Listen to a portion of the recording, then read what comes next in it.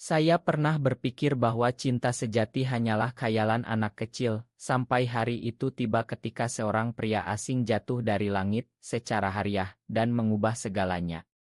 Bayangkan saja, di tengah hiruk-pikuk pasar malam Jakarta yang penuh aroma sate dan suara gamelan, sebuah helikopter pribadi hampir menabrak atap rumah sederhana saya, dan dari reruntuhannya muncul dia, seorang cewek kaya raya dengan mata yang menusuk jiwa. Itu bukan mimpi, tapi awal dari badai emosi yang membuat saya mempertanyakan segala norma masyarakat Indonesia yang konservatif. Hari itu dimulai seperti biasa. Saya, Arjuna, seorang seniman jalanan berusia 25 tahun, sedang melukis mural di dinding sebuah gang sempit di kawasan kota tua. Udara panas lembab menempel di kulit, dan saya terbiasa dengan kehidupan sederhana, tinggal bersama ibu di rumah kecil, menjual lukisan untuk biaya sehari-hari.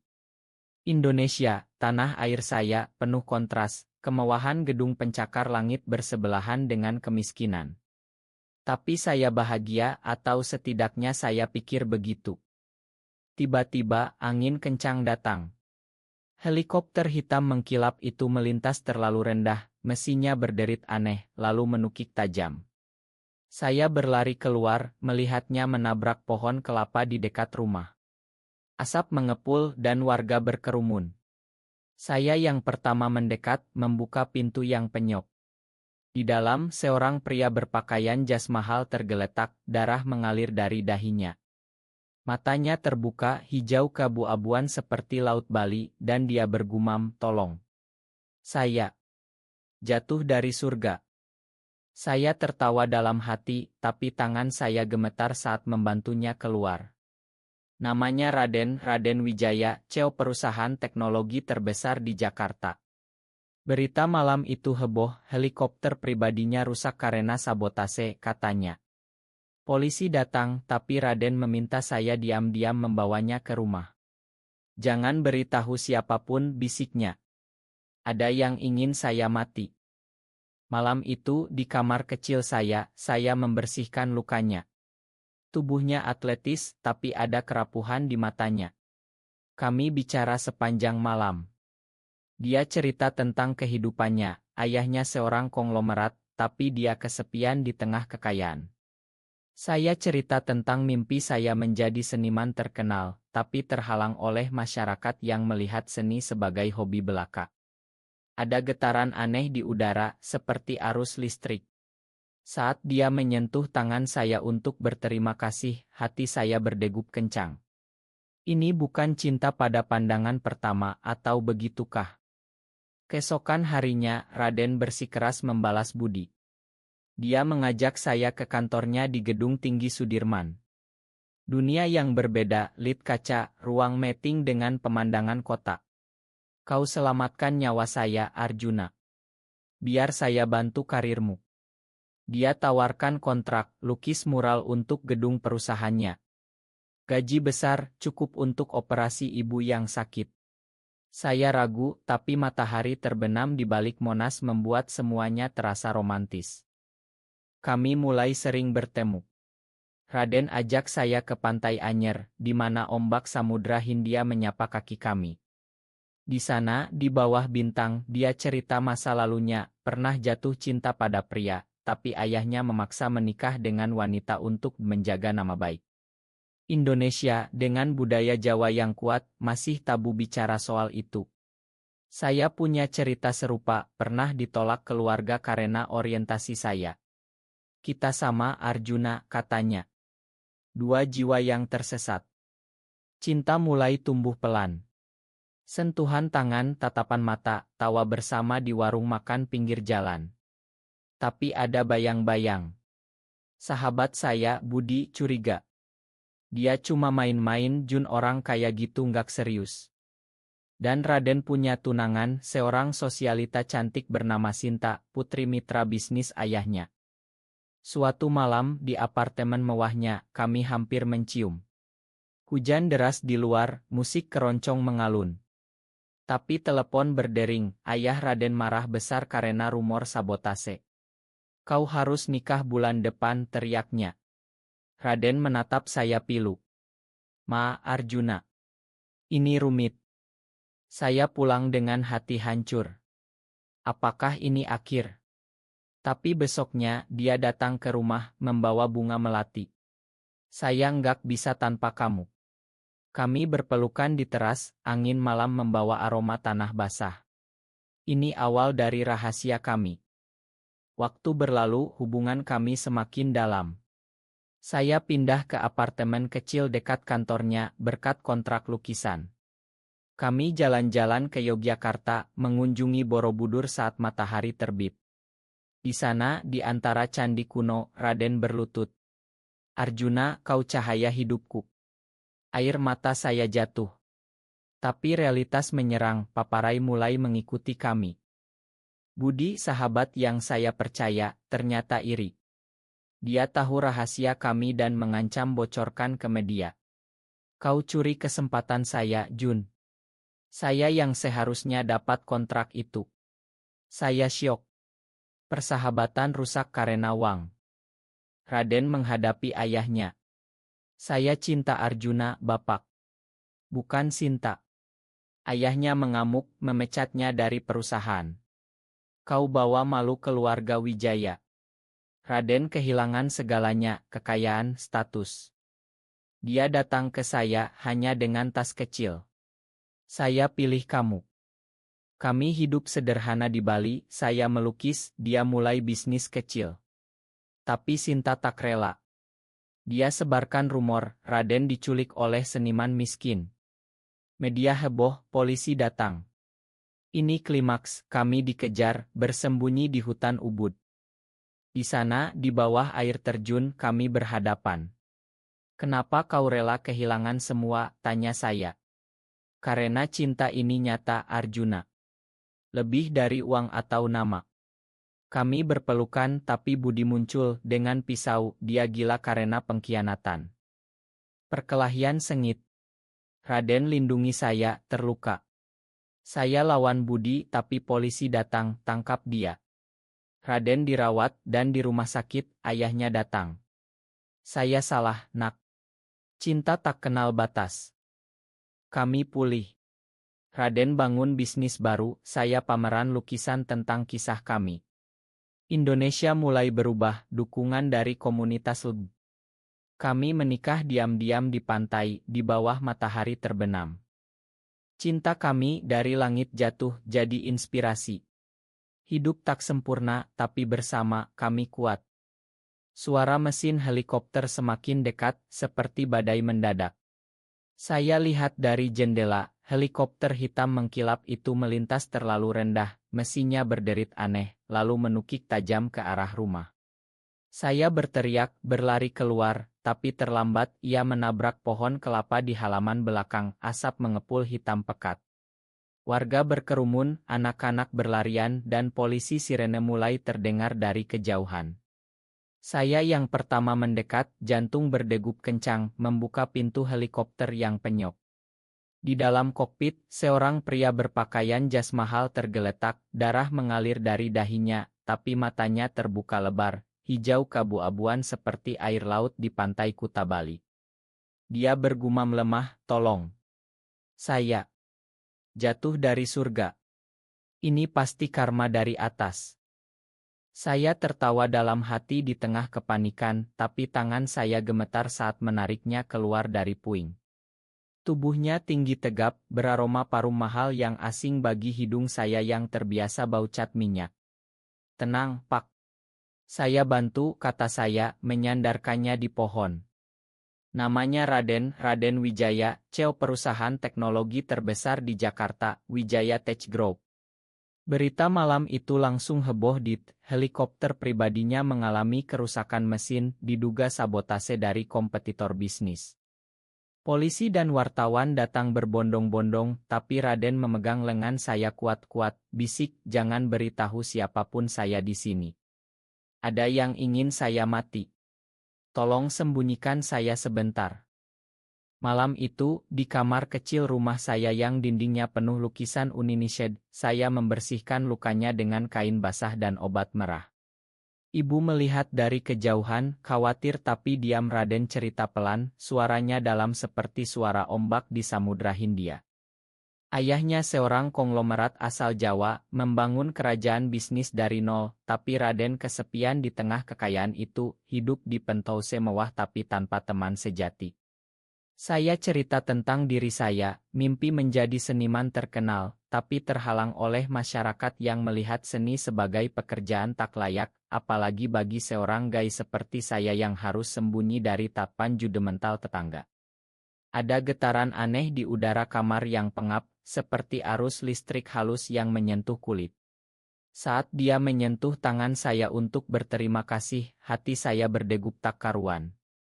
Ini bukan cinta pada pandangan pertama, atau mungkin iya, saya tak tahu, tapi matahari pagi esoknya terasa lebih cerah. Keesokan harinya, Raden bersikeras membalas budi. Dia mengajak saya ke kantornya di gedung tinggi di kawasan Tamrin, dunia yang sama sekali asing bagi saya. Lit kaca naik cepat, pemandangan kota Jakarta seperti miniatur di bawah. Kau selamatkan nyawa saya, Arjuna. Biar saya bantu karirmu, katanya dengan senyum yang membuat lutut saya lemas. Dia tawarkan kontrak, lukis mural besar untuk lobi gedung perusahaannya. Gaji fantastis, cukup untuk operasi jantung ibu dan bayar hutang rumah. Saya ragu, takut ini jebakan, tapi saat matahari terbenam di balik monumen nasional, cahaya oranye menyinari wajahnya, semuanya terasa romantis seperti adegan di sinetron. Kami mulai sering bertemu, awalnya urusan bisnis, tapi lambat laun jadi pribadi. Raden ajak saya ke Pantai Anyer di Banten, di mana ombak bergulung putih dan angin laut membelai rambut. Di sana, di bawah bintang malam yang berkelap-kelip, dia cerita masa lalunya, pernah jatuh cinta pada seorang pria saat kuliah di Singapura, tapi ayahnya memaksa putus dan rencanakan pernikahan dengan wanita untuk menjaga nama baik keluarga Wijaya. Indonesia, dengan budaya Jawa yang kuat dan nilai-nilai agama yang ketat, masih tabu bicara soal cinta sesama jenis, bisa diusir dari kampung atau lebih buruk. Saya punya cerita serupa, pernah ditolak keluarga besar karena orientasi saya, hidup dalam bayang-bayang rahasia. Kita sama, Arjuna, katanya pelan, tangannya menyentuh punggung tangan saya. Dua jiwa yang tersesat di lautan norma yang kejam. Cinta mulai tumbuh pelan, seperti tunas pohon mangga di musim hujan. Sentuhan tangan sekilas saat berjalan di Malioboro, Yogyakarta, tatapan mata yang lama saat makan gudeg di warung lesehan, tawa bersama di tengah hujan deras Jakarta yang banjir. Tapi ada bayang-bayang gelap yang mengintai. Sahabat saya, Budi, teman sejak kecil yang juga seniman, mulai curiga. Dia cuma main-main, Jun, orang kaya seperti itu nggak serius sama orang seperti kita, katanya dengan nada iri yang saya abaikan. Dan Raden punya tunangan resmi, Sinta, seorang sosialita cantik putri mitra bisnis ayahnya, pernikahan yang sudah direncanakan sejak kecil. Suatu malam, di apartemen mewahnya di Kuningan, kami hampir mencium. Hujan deras di luar jendela kaca besar, musik keroncong tradisional mengalun lembut dari speaker. Udara penuh tegangan, napas kami saling dekat, tapi telepon berdering tajam, ayah Raden marah besar karena rumor sabotase helikopter semakin menyebar. Kau harus nikah bulan depan dengan Sinta. Jangan bawa malu keluarga, teriaknya melalui speaker. Raden menatap saya dengan mata pilu, penuh penyesalan. Ma, Arjuna. Ini rumit sekali. Saya tak bisa melawan semuanya sendirian. Saya pulang dengan hati hancur, air mata bercampur hujan di jalanan macet. Apakah ini akhir dari mimpi indah kami? Tapi besok paginya, Raden datang ke rumah dengan buket bunga melati segar dari pasar. Saya nggak bisa tanpa kamu, Arjuna. Mari kita coba hadapi bersama. Kami berpelukan di teras rumah, angin malam membawa aroma tanah basah setelah hujan, dan untuk pertama kalinya, saya merasa benar-benar hidup. Waktu berlalu cepat seperti kereta api di stasiun Gambir, hubungan kami semakin dalam dan rahasia. Saya pindah ke apartemen kecil dekat kantor Wijaya Tech, berkat kontrak lukisan yang sukses. Setiap malam, Raden datang diam-diam, membawa makanan dari restoran mahal atau sekadar duduk di balkon sambil minum kopi tubruk.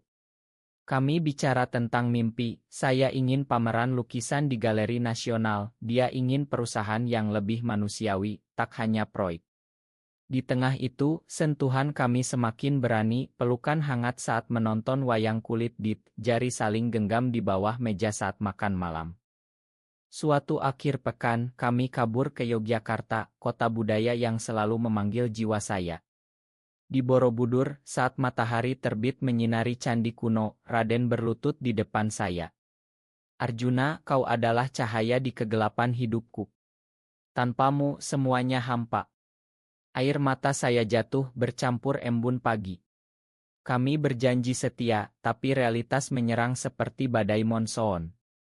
Paparai mulai mengikuti kami, oto-oto kabur muncul di tabloid gosip, Ceo Wijaya dekat dengan seniman muda. Budi, sahabat yang saya percaya seperti saudara, ternyata menyimpan iri hati. Dia tahu rahasia kami dari cerita saya yang ceroboh, dan suatu hari dia datang marah. Kau curi kesempatan saya, Jun. Saya yang seharusnya dapat kontrak mural itu bukan kau karena tidur dengan bos. Kata-katanya menusuk seperti duri, tapi saya tak percaya. Budi, kau salah paham. Ini cinta bukan transaksi. Tapi dia pergi dengan amarah, dan saya merasa ada yang tak beres.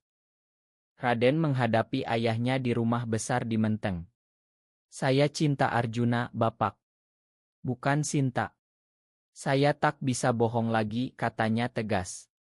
Ayahnya mengamuk, wajah merah padam seperti cabai rawit. Kau bawa malu keluarga Wijaya. Di Indonesia ini, norma harus dijaga. Kau dipecat dari perusahaan dan pernikahan dengan Sinta tak lanjut. Raden kehilangan segalanya, posisi CEO, akses ke rekening bank, bahkan mobil pribadi. Dia datang ke apartemen saya malam itu hanya dengan tas kecil berisi pakaian. Saya pilih kamu, Arjuna. Uang bukan segalanya. Kami mulai hidup sederhana di Ubud, Bali, Pulau Dewata yang selalu menenangkan. Saya melukis di studio kecil, Raden mulai bisnis online kecil-kecilan, menjual kerajinan lokal. Pagi-pagi kami jalan di sawah terasering, tangan bergandengan saat tak ada orang. Ini kebahagiaan sejati, katanya, mencium kening saya lembut. Tapi Sinta tak rela kalah. Dia sebarkan rumor ke media, Raden diculik oleh seniman miskin yang manipulatif. Tabloid heboh, polisi mulai investigasi. Kami dikejar wartawan, bersembunyi di ila kecil di pinggir hutan. Di sana, di bawah air terjun Goa Gajah, kami berhadapan dengan emosi masing-masing. Kenapa kau rela kehilangan semua untuk saya, tanya saya, air mata mengalir. Karena cinta ini nyata, Arjuna.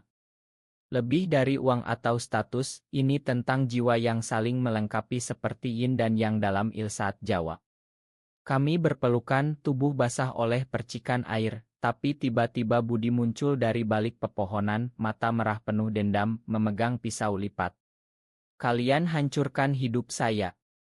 Kontrak itu milik saya, dan kau, Raden, curi sahabat saya. Perkelahian sengit meletus. Budi menyerang saya, tapi Raden melindungi, terluka di lengan. Darah mengalir, saya lawan Budi dengan tangan kosong, memukulnya sampai jatuh. Kenapa, Budi? Kita saudara, jerit saya. Polisi datang tepat waktu, dipanggil warga yang mendengar keributan dan tangkap Budi. Ternyata dia yang sabotase helikopter Raden dulu, didorong iri dan hutang judi. Raden dirawat di rumah sakit kecil di Denpasar, luka jahitan di lengannya. Di kamar itu, ayah Raden datang tak terduga, wajahnya lelah tapi penuh penyesalan. Saya salah, nak. Saya lihat berita dan saya sadar, cinta tak kenal batas gender atau status. Makan Bapak.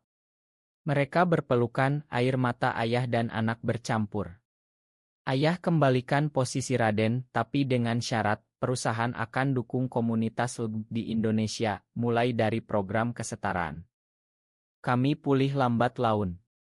Raden bangun bisnis baru yang lebih inklusi. Saya gelar pameran lukisan tentang kisah kami di Jakarta, judulnya Cinta dari Langit. Lukisan-lukisan itu cerita perjuangan kami, dari helikopter jatuh sampai pelukan di air terjun, simbol harapan bagi banyak jiwa tersembunyi di negeri ini. Indonesia mulai berubah pelan, dukungan dari aktivis, postingan di media sosial, bahkan selebriti bicara terbuka. Akhirnya, kami menikah diam-diam di Pantai Sanur, di bawah matahari terbenam yang membara. Hanya ibu, ayah Raden, dan beberapa teman dekat hadir. Angin laut membawa aroma garam dan bunga Kamboja, kami tukar cincin sederhana. Selamanya Arjuna, bisik Raden. Hidup tak sempurna, masih ada tapan aneh dari masyarakat, tapi bersama, kami kuat. Cinta kami yang jatuh dari langit seperti reki tak terduga, jadi inspirasi bagi yang lain. Di negeri 1000 pulau ini, harapan selalu ada, seperti matahari yang selalu terbit setelah badai.